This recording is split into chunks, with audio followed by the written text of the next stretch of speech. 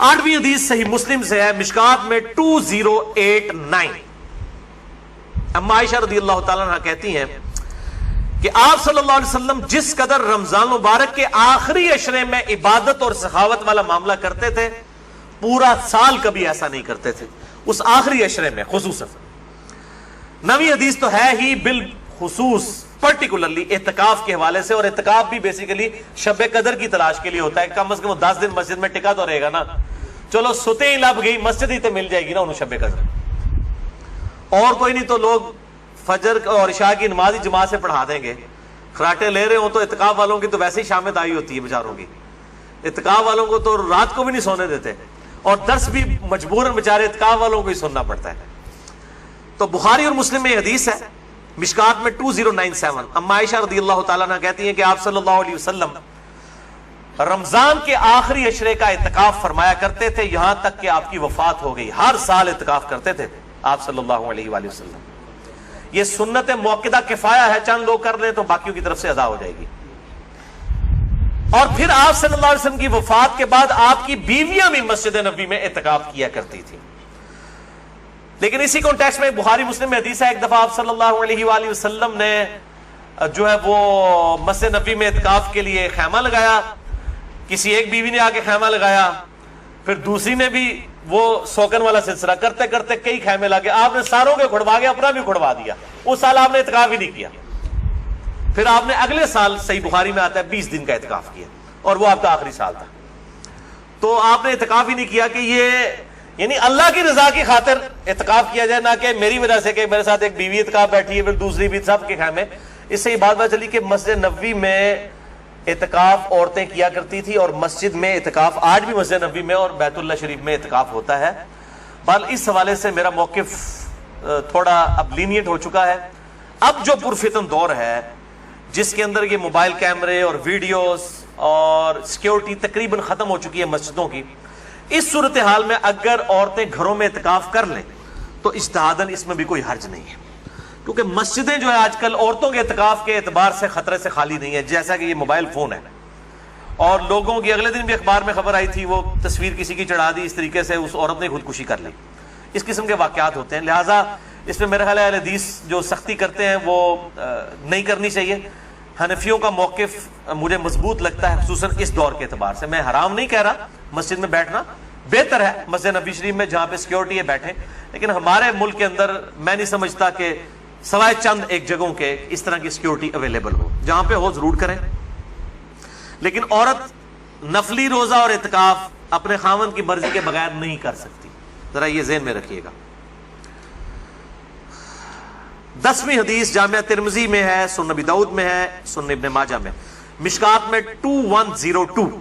انس ابن مالک کا بیان ہے کہ آپ صلی اللہ علیہ وسلم رمضان کے آخری 10 دن میں اعتکاف فرمایا کرتے تھے، لیکن ایک سال نہ کر سکے تو اگلے سال 20 دن کا اعتکاف فرمایا۔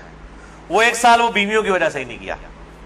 اور صحیح بخاری میں 2099 نمبر حدیث ہے کہ جس سال آپ کی وفات ہوئی یہ 20 دن والا اعتکاف آپ صلی اللہ علیہ وآلہ وسلم نے اس سال کیا تھا جس سال آپ کی وفات ہوئی۔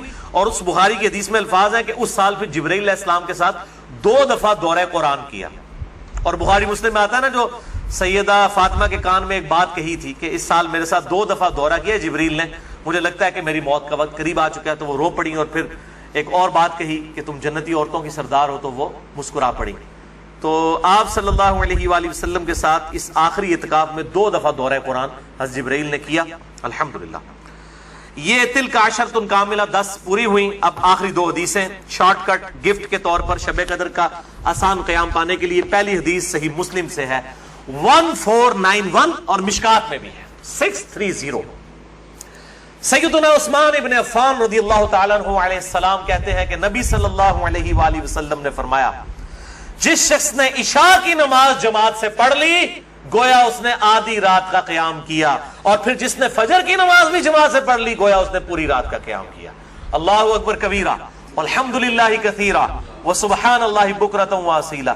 اور یار ایسے کر سکتے ہیں نا کہ رمضان کے آخری عشرے میں پورے عشرہ کر لو تو جفت آگدہ بھی رولا بن جاتا ہے اتنے چاند دی وجہ نہ، پورا رمضان ہی اہتمام کریں، پورا سال ہی اہتمام کریں، فجر اور عشاء جماعت کے ساتھ اور کوئی رکعت فوت نہ ہو.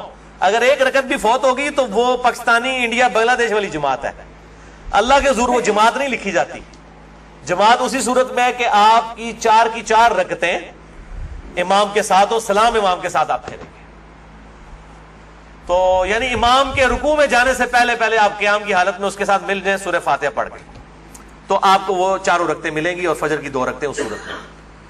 تو عشاء کی نماز آدھا قیام, اور فجر کی بھی, اور رمضان میں تو ویسے ہی اٹھنا ہوتا ہے, بڑا آسان ہے الحمدللہ.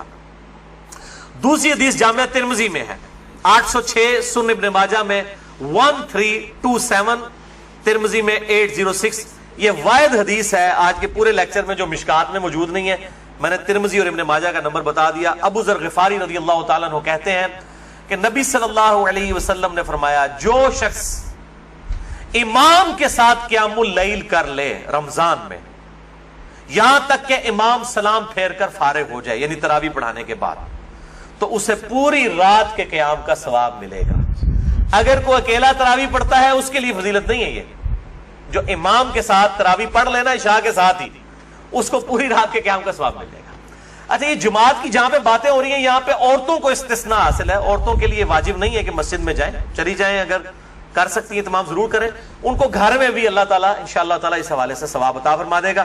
حضور عورتیں پوچھ رہتی ہیں جی ہم کہاں سے یہ جماعت, ہم یہ آسان طریقہ, تو عورتوں کے لیے پھر اس حوالے سے آسانی ہوگی انشاءاللہ تعالیٰ. تو قیام اللیل اور تراویح کے حوالے سے مسئلہ نمبر میرا 20 ہے. وطر کے حوالے سے مسئلہ نمبر 130 ہے. اور آج انشاءاللہ یہ نیو 44 شب قدر شب برات کے حوالے سے ریکارڈڈ ہو گیا اللہ کے فضل سے. رمضان کا آلریڈی 53 ہے, لیکن میں انشاءاللہ اگلے 2 ہفتوں میں اسے 2 نشستوں میں ریوائز کر کے ریکارڈ کروا رہا ہوں انشاءاللہ ڈیٹیل کے ساتھ, 53A اور 53B مسئلہ کے عنوان سے انشاءاللہ تعالی. اور ان طاق راتوں میں صلاۃ التسبیح کا بھی اہتمام کریں. ڈیٹیل کے لیے مسئلہ نمبر ہے 91 میرا صلاۃ التسبیح کے اوپر, اب وہ آپ ضرور دیکھیں, کیونکہ صلاۃ التسبیح بہت بڑی عبادت ہے. تو قیام کرنا ہی ہے. اعتکاف والے لوگ ویسے ہی گپے مارتے رہیں اور جناب وہ فیس بک پہ بیٹھے رہیں, اس سے بہتر ہے کہ کم از کم ہر طاق رات میں صلاۃ التسبیح کا اہتمام کریں. جماعت کے ساتھ نہیں, انڈیویجول لیول کے اوپر. نفلی نماز جو ہے وہ جماعت کے ساتھ, اگر بغیر دعوت کے کبھی کبھار ہو جائے وہ الگ بات ہے, وہ ثابت ہے, بخاری مسلم سے ثابت ہے. لیکن یہ جس طریقے سے اشتہار بازی کی ہوتی ہے کہ فلاں مسجد میں صلاۃ التسبیح کی جماعت اتنے بجے ادا کی جائے گی, یہ چیز ٹھیک نہیں ہے. اگر بغیر اعلانیہ ہو, اعتکاف والے بیٹھے ہیں, اچانک ایک بندہ آگے ہوتا ہے, پیچھے لوگ نیت کر لیتے ہیں, اس کا جواز بخاری مسلم سے موجود ہے. میں نے اس کے اوپر جو ہے وہ اپنی جو کوسچن آنسر سیشن تھے, مسئلہ نمبر 110 ABCDEFGH, اس کے اندر میں نے یہ بیان بھی کیا ہے الحمدللہ. اللہ تعالیٰ سے دعا ہے جو حق بات میں نے کہی اللہ تعالیٰ ہمارے دلوں میں راسخ فرمائے. اگر جذبات میں میرے منہ سے کوئی غلط بات نکل گئی تو اللہ تعالیٰ ہمارے دلوں سے معاف کر دے. ہمیں کتاب و سنت کی تعلیمات پر عمل کر کے دوسرے بھائیوں تک پہنچانے کی توفیق عطا فرمائے. سبحانک اللہم و بحمدک, اشہد ان لا الہ الا انت, استغفرک و اتوب الیک, وما علینا الا البلاغ المبین. جزاکم اللہ خیرا.